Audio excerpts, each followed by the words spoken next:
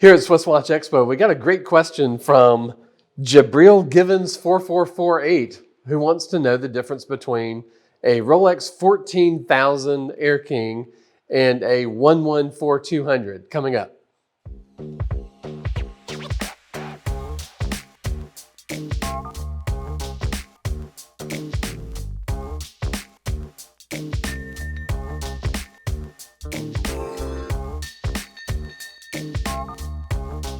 Okay, Jabril Givens, here we go. I'm excited about this question. I love these watches. They're two of the ones that we probably sell most frequently here at Swiss Watch Expo, and they're two of our favorite watches because they are watches that if you could only have one watch the rest of your life, this would be a great choice, but it's also a great addition to any collection or a start for any collection. So these are sort of universal watches that you could never really grow out of, and something that will serve you really well through your life.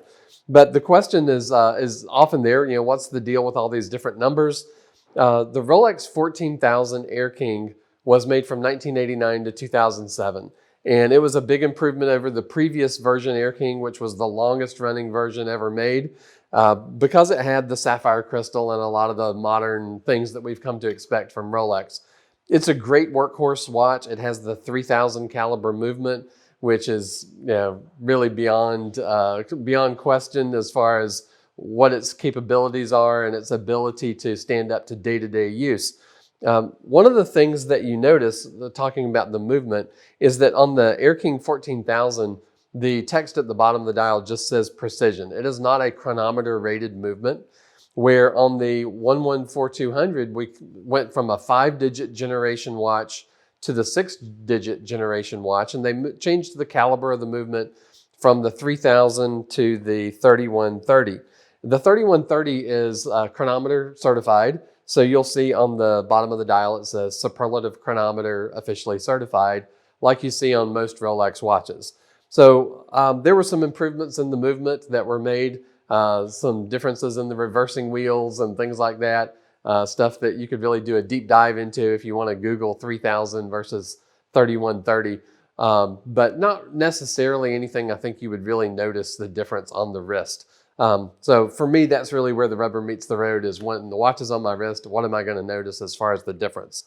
So when we look at the two watches, the 14,000 is the classic good looks of the Air-King. The Air-King came out in the 1940s. Rolex was celebrating the Royal Air Force pilots who were wearing Rolex watches during World War II.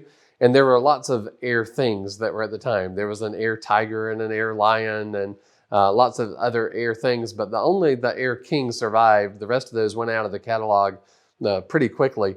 But the Air-King is one of the classic Rolex watches. It has a great story behind it. To me, the shape of the case just exemplifies those classic good looks. The oyster bracelet and the signature Rolex coronet on the clasp, they all just speak volumes to the timelessness of a Rolex watch. But in 2007, they changed the series from a 5-digit generation to a 6-digit generation, and it got some changes made to it. The case is a little bit more curved, but the big difference that you see on the case is that the lugs are a lot thicker. It makes the whole case look a little chunkier, even though the official size of both watches is 34 millimeter. The 114-200 being a 6-digit reference and a thicker, chunkier case, it probably wears a little more like a 35 than the 34 that would suggest. Those thicker lugs give it a little bit more of a modern look. The big difference came in the bracelet and in the bezel design.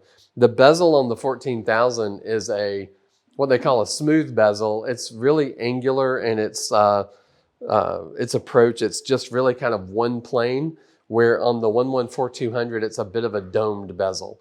So it has a gentle curve to the profile of the bezel. But the biggest change came in the bracelet. It has the solid end links, and the bracelet itself, the center links on the older Rolex Oyster bracelets were sort of semi-hollow.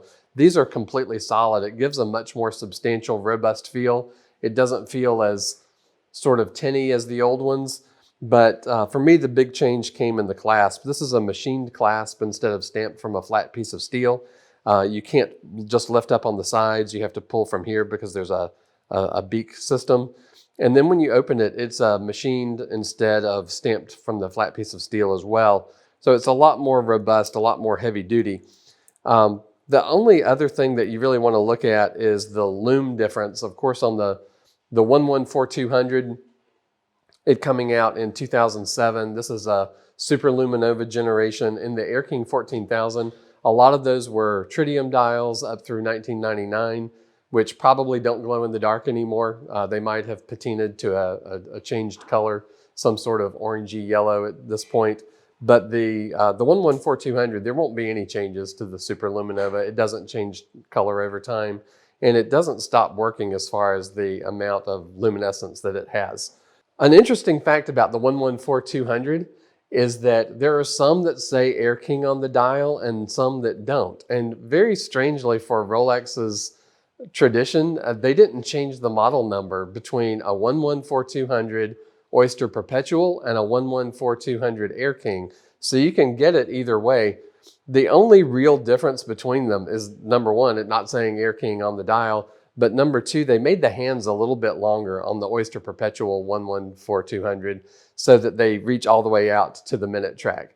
So it's really just personal preference at that point. Do you like the word Air-King being there or not? But either one of these is a great choice.